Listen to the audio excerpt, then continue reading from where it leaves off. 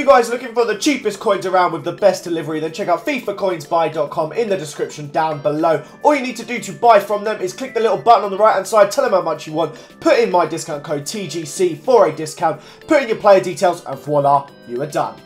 What's up guys, Curtis here and welcome to a brand new FIFA 17 video. Today we're back with some of the sort of classics that have been on my channel. Today we're going to be doing a nation changes squad builder. We did it last year in FIFA 16 for players that changed nation from FIFA 15 to 16. Today, of course, we're going to be doing it with players that have changed nation from FIFA 16 to 17. So these are nation changes that haven't been in the game before. None of these players, there's a lot that have, like in previous years. There's people like Begovic, changed from Canadian to Bosnia-Herzegovinian. Lots of people like that, loads of really good ones, but let's get stuck into it. First up in goal is going to be this fella. Now, whilst we're putting him in, I'm going to say I'm going to be uploading a lot more frequently in the next couple of days, videos like this. We're going to get a lot more like fun stuff like this back into the channel that we were doing at stages last year. So, if you guys are looking forward to that, smash the like button, of course. But first up, we have Guilherme. This guy was Brazilian on last year's FIFA.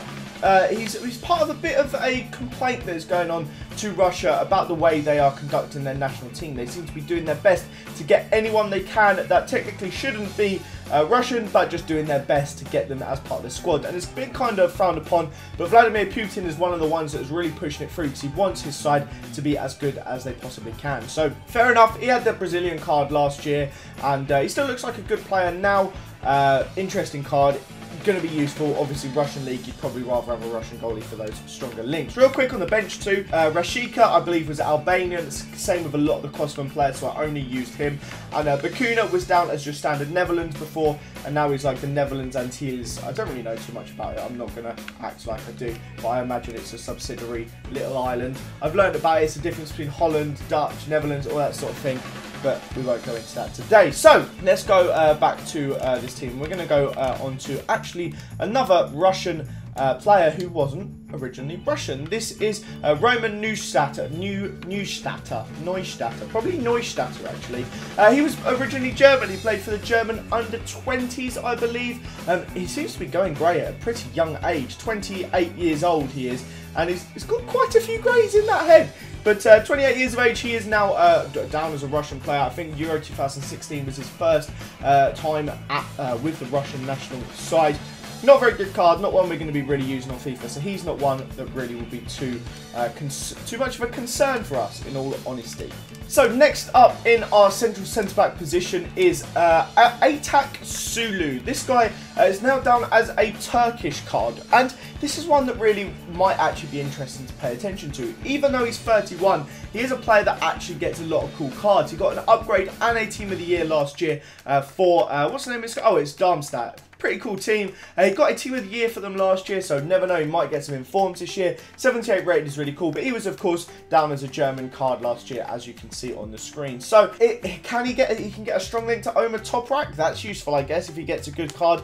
That's about it, really, though. There's not too much else that really affects us with that one. Now, the following one, this one is going to be one that you guys have an interest in. I'm sure you've noticed so far, this one and the more documented one, Kalidou Koulibaly is no longer French. He is now Senegalese on the game. Of course, he's been playing for the Senegalese national side. I think he actually should have been down as Senegalese last year, because even though he played for like the French under-20s, I'm pretty sure in 2015, like before the game came out, he'd played for Senegal. I might be wrong on this one, but it makes a big difference because before it was very easy to link up Serie A players with French players. He was a really useful one.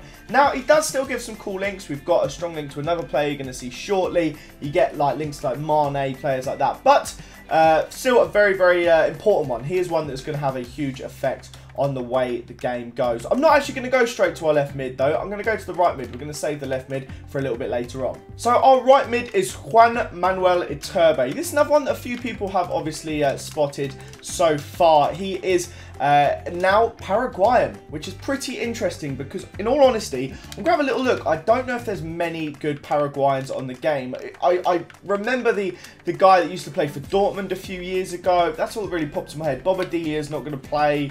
I mean, Gomez. None of these really Was it Cardozo? I think Cardozo was the one I was thinking of. I don't know if it was. But there's some players here that, in all honesty, just, it's a little bit disappointing. He was a really cool Argentinian card to have. He was obviously a brilliant card. He was at Bournemouth as well for a little spell, which was interesting. But now I can't really see him being involved in too many hybrids, too many squads in general. He's definitely missed out on one of his selling points on FIFA, which was his nationality. But now, if we go on to our next player, is Yunus Mali. This guy is again very similar to the way Şulu has gone. He's in the Bundesliga. He was originally down as German, and he's now down as Turkish, which I guess helps that we can get these links between these two players. Of course, on the top rack, like I mentioned earlier, is also Turkish and will be useful. I think Top Rack did the same thing, where he was originally German in like FIFA 10, FIFA 11, and then went to Turkish. I might be wrong on that, but I'm pretty sure I'm not, you know. But anyway, this Mali is a pretty useful one. He's another one that I'm pretty sure, let me double check, he got a lot of cards. Yeah, he had an upgrade and 2 informs last year, so it's pretty useful for a player like him to have maybe something that's slightly different nationality. Makes it a little bit more interesting. Hakan Çalhanoğlu we can get a link to, I believe. It's going to be fun, going to be interesting. I do like when semi-decent players are the ones that actually get the nation changes. Next up is Hakim Ziyech. I'm not sure how to say his name, and I feel slightly bad for it. But he was down as Dutch last year. He was playing for Ajax and FC. He started off at FC Twente. He's now at Ajax, of course, and he's now down as Moroccan. He has Moroccan nationality on his card. Quite an interesting one. That means you can get links to the likes of, obviously, there's Adel Rap. There's like quite a few 5-star skillers that are Moroccan. So it's got very disappointing weak foot and skill moves, in all honesty, for a central attacking mid. But it's still a very cool card, and it's nice to be a little bit different than Dutch in the Eredivisie. But we're going to go to the left wing now, and this was the one that I said you guys probably are quite interested in this one. I said we have to wait a little bit because it is one of the better ones of the episode, and that is Keita. He's known as Bulde Diao now. I'm not sure if it's like a family thing. A lot of the time you'll find players like Dele Alli doesn't want his family name on the back of his shirt. He just wants his like known as name, and he's now down as Bulde Diao or Jiao. I'm not sure how you can say it. I'm just going to continue to call him Keita. He was Spanish, of course, last year, and this is quite an interesting one because we've lost some big links there. We've lost like the chance to hybrid Serie A and BBVA, or Premier League, so there's a lot of Spanish links. We've lost quite a cool link, but we've also gained a really sick, strong link with the centre-back to left-back right here, which I think will be just as useful.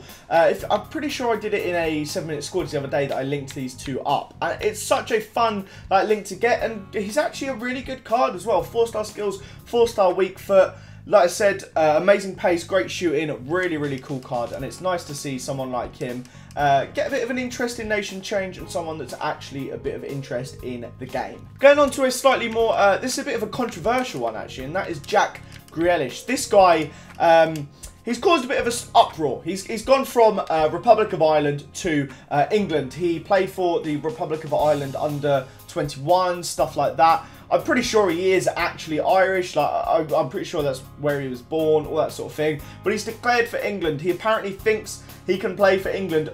I can't see it happening. I don't really rate him that highly. I think he's very arrogant. I think he's got a terrible attitude, and I don't think he'll make it as a full-on pro. He's got a bit of skill, but I don't know. I don't think he's cut out for it. But he has, of course, changed not really much in his stats or anything like that. But he has gone from his English card to his Republic of Ireland card to an English card. Now we're going to look at our striker now, which is the second to last one, and that is going to be Scott Arfield, obviously of Burnley. He was down as a centre mid last year. He was a Scottish centre mid, which is a little bit different compared to his card now. He's now a left mid.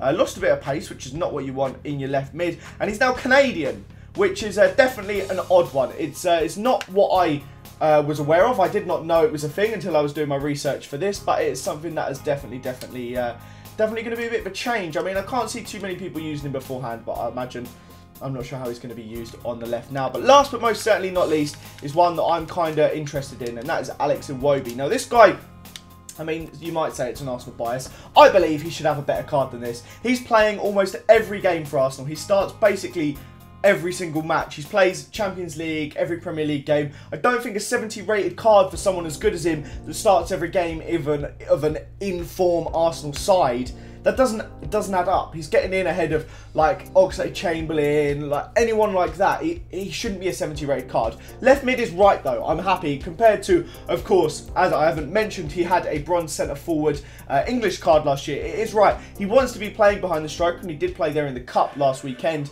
last midweek even, but he is a left mid. It's what he should be. It's what he's suited to. That is what Iwobi is. So I'm pretty happy that he's where he should be.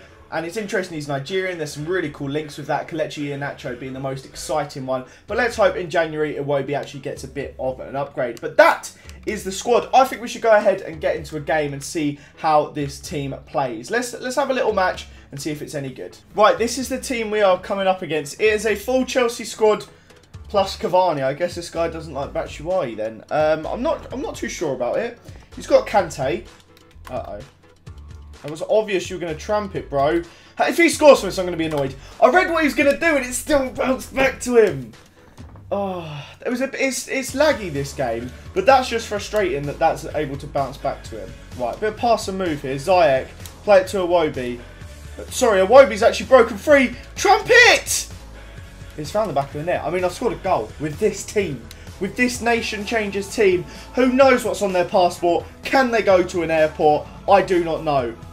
We've scored a goal. Right, let's go forward and actually do something. Scott Arfield, he's trying to play for an extra run, but we're going to play it to a Turby, who's genuinely an actually good player, unlike a lot of them in the team. He's one of those boring defenders where he just sits off all the time. But when I get a chance to break, we've won a penalty. Lovely. A couple bits of skills, couple little turns. That's all I need to do. It doesn't matter how little chemistry this team has or how average it is. He's down to 10 men. We've got a penalty. There's only one man who's going to take it. Was a little bit worried he's going to save it. Wasn't the best pen. 2-1. Not bad for a team of players who don't know where they live. We're getting some lovely pass and moves on the go. Arfield, 3-1. That's all it takes. This team's actually genuinely not that bad. What on... I didn't press the tackle button and he's got a penalty. If that happened in an important game, imagine how frustrating this would be. I didn't press the tackle button. My player tried to control the ball. It's alright though, because I'm going to save his penalty. Watch this. Step to the left, point to the right, stand in the middle. Nearly save it, you know. My goalie went for that even though I didn't dive. I'm going to lose this. I can't...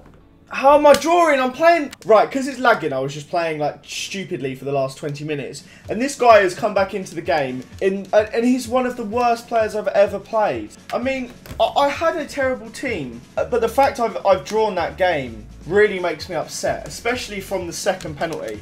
Well, there we go, boys. That is the end of this random video. I hope you guys enjoyed the Nation Changer Squad Builder. Smash that like button if you did. Subscribe if it is your first time watching. Have a fantastic day, and I will see you all next time. Bye, guys.